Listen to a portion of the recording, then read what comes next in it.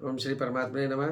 मैं प्रोफेसर हरिदय अवस्थी अपने परम पूज्य गुरु जी आचार्य पंडित भगवत शरण शुक्ल वेद मूर्ति तपोनिष्ठ गीता उपनिषद पुराण और धर्मशास्त्र के विशेषज्ञ के साथ में आप सभी का Awasthi Ayurveda anatomy yoga and spirituality channel पर हार्दिक स्वागत करता हूँ। हम लोग गीता के 17वें अध्याय में हैं, श्रद्धा त्रय विभाग योग, और उसका 5वां 6ठा श्लोक है। गुरु जी सरल शब्दों में उसका हम लोग को अर्थ समझाएंगे जिससे वो हृदयंगम हो सके और वो हम लोग जीवन में उतार सके। तो उसके लिए हम लोग चलते हैं पूज्य गुरु जी की ओर। यम ब्रह्मा वरुणेन्द्र रुद्र मरुतस्तुन्वन्ति दिव्यैः स्तवैः वेदैः सांग पदक्रमोपनिषदैर्गायन्ति यम सामगाः ध्यानावस्थित तद्गतेन मनसा पश्यन्ति यम योगिनो यस्यान्तं न विदुःसुरासुरगणा देवाय तस्मै नमः। वासुदेव सुतं देवं कंसचाणूरमर्दनं देवकी परमानंदम कृष्णं वंदे जगद्गुरुम्। इस चैनल से संबद्ध सभी विद्वद्गण, सभी जिज्ञासु छात्र वृंद, सहृदय सज्जन वृंद और इस चैनल के संस्थापक तथा प्रबंधक आचार्य हरिहृदय अवस्थी जी, आप सभी का स्वागत है इस गीता ज्ञान यज्ञ के शुभ अवसर पर। कल हम लोगों ने श्रद्धा के 3 भेदों का ज्ञान किया और जाना कि सात्विकी श्रद्धा का स्वरूप क्या है, राजसी श्रद्धा का स्वरूप क्या है, तामसी श्रद्धा का स्वरूप क्या है, क्या इनकी स्थिति है। इस विषय में हम लोग कल चर्चा किए थे। प्रायः लोगों के मस्तिष्क में देखा जाता है कि भावना से जो करे वो सब कुछ ठीक होता है। भावना अच्छी चीज है, परंतु भावना जब अनियंत्रित होती है तो उसके द्वारा कृत जो कार्य है उसको फल न मिलकर उसको कुफल मिलने लगता है। जैसे सामान्य रूप से आपकी भावना है कुछ भी, अगर आप चाहें कि आपकी भावना है कि हम गेहूं का ही भात बनाएंगे तो गेहूं का भात आप बना सकते हैं, खा भी सकते हैं, किंतु सामान्य रूप से भात का जो प्रक्रिया होती है वो चावल से ही होती है। तंडुलई ओदनम पचति, ऐसे प्रयोग भी हमको संस्कृत में प्राप्त होते हैं। गोधूमई ही ओदनम पचति, ऐसा कहीं उल्लेख प्राप्त नहीं होता है। तो भावना से कृत जो कार्य है अगर वो शास्त्र से अविहित है तो आपको उसका फल प्राप्त नहीं होगा। तो इसलिए जितने भी कर्म होने चाहिए वो शास्त्र के अनुसार होना चाहिए। शास्त्र से विपरीत अच्छे कर्म भी फल नहीं देते हैं, ये भगवान श्री कृष्ण का कथन है। अशास्त्र विहितम घोरम तप्यन्ते ये तपोजनाः दंभाहंकार संयुक्ताः काम राग बलान्विताः। जो व्यक्ति तपश्चर्या तो करते हैं, घोर तपस्या करते हैं, वो बड़े दंभ से करते हैं, अहंकार से युक्त होकर करते हैं, परंतु शास्त्र की जो प्रक्रिया है तपश्चर्या करने, किस तरह से तपश्चर्या करनी चाहिए, उसके आधार पर नहीं करते, तो उनको ये और होता क्या, उससे कैसे तपश्चर्या करते हैं, दंभ से युक्त होकर के, अहंकार से युक्त होकर करते हैं और कामना से युक्त होकर करते हैं, आसक्ति से युक्त होकर करते हैं और अभिमान का भी प्रदर्शन करते हैं। तो ये जो स्थिति है ये बनती है आपकी राजसी और तामसी श्रद्धा के कारण। सात्विकी श्रद्धा का जो स्वरूप है वो तभी बनेगा जब शास्त्र के अनुसार कार्य करेंगे। शास्त्र क्या कहता है? शास्त्र कहता है कि सबसे पहले अपने इंद्रियों पर विजय प्राप्त करें, इंद्रियों का दमन करें, इंद्रियों का विषयों के प्रति राग नहीं होना चाहिए। प्राणी मात्र में जो है वो ईश्वर की भावना होनी चाहिए, कि समभावना होना चाहिए, किसी से विरोध नहीं होना चाहिए। दंभ है, अहंकार है, काम है, इनसे जो है मुक्त हो करके विशुद्ध मन से जब हम तपश्चर्या करते हैं, वो भी क्रम है, आप किसी गुरु के निर्देशन में उनके द्वारा हम प्राप्त मंत्र का जब जप करेंगे और तपश्चर्या करेंगे तो जाकर के आपको उसका फल मिलेगा।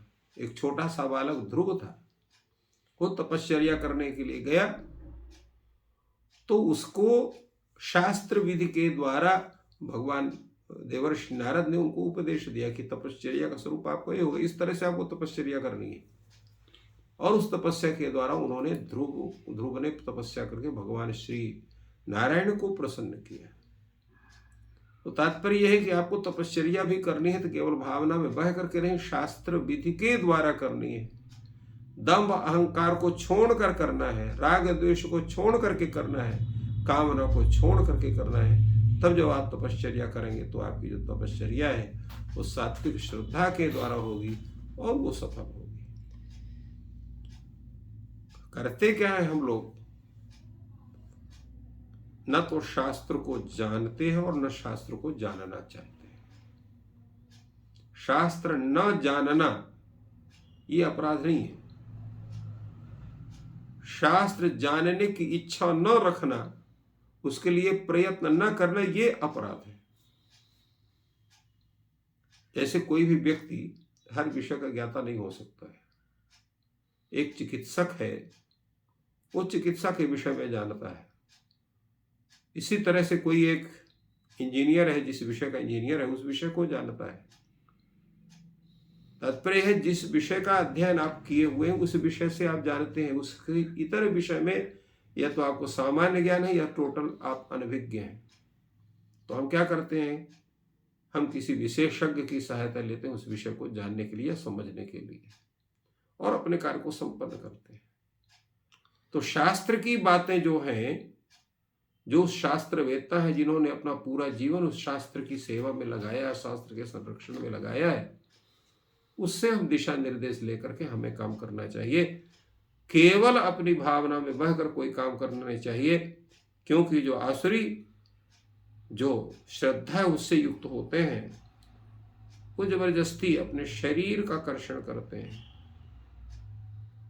और कर्षण करते हुए जो शरीरस्थ जो आत्म तत्व है उसको भी कष्ट देते हैं। कर्षयन्तः शरीरस्थम भूतग्रामम अचेतसः माम चैवान्तः शरीरस्थम तान विद्यासुर निश्चयान। भगवान अर्जुन से कहते हैं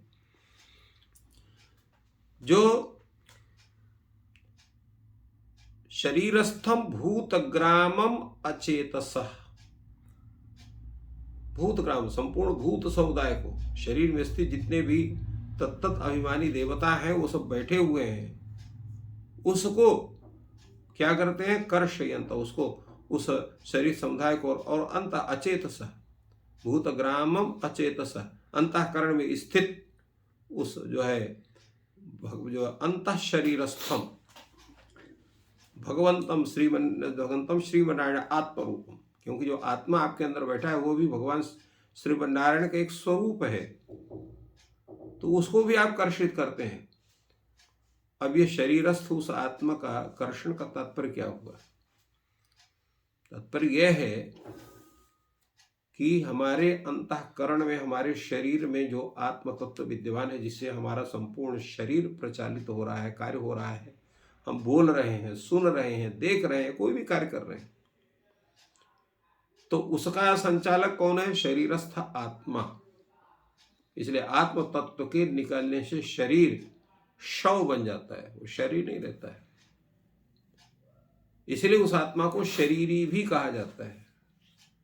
तो जब शास्त्र के विपरीत आप घोर तप करते हैं, अनेक प्रकार के भयानक आचरण करते हैं, तो ये शरीर आपका जो है, आपके अंदर जितनी भी इंद्रियां हैं और तन्निष्ठ जो आत्मा है, वो शरीर के छीण से दुर्बल होने से, यद्यपि आत्मा तत्व तो कुछ नहीं होता, फिर भी उन के कारण जो है, घोर आचरण के कारण अंतःकरण में स्थित जो परमात्मा तत्व उसको भी क्लेश पहुंचता है। जैसे आपके अगर उंगली में चोट लगेगी तो वह उसका जो दर्द है पूरा शरीर को सहना पड़ता है। तो शरीरस्थ आत्मा भी उसका अनुभव करता है, क्योंकि सबके हृदय में परमात्मा तत्व ही वह आत्मा बनकर के विराजमान है। इसलिए ईश्वर सर्वभूतेषु हृदयेषु तिष्ठति। ईश्वर सर्वभूतेषु हृदयेषु तिष्ठति। भगवान कहते हैं सबके हृदय देश में वह जो ईश्वर है वो बैठा। वो ईश्वर क्या है? वही आत्म तत्व ही ईश्वर है। इसलिए आत्मा को ब्रह्म भी कहा जाता है। 13वें अध्याय में भगवान ने क्षेत्रज्ञ और परम क्षेत्रज्ञ 3 का विभाजन किया। क्षेत्र माने शरीर, क्षेत्रज्ञ माने आत्मा और परम क्षेत्रज्ञ माने ईश्वर परमात्मा।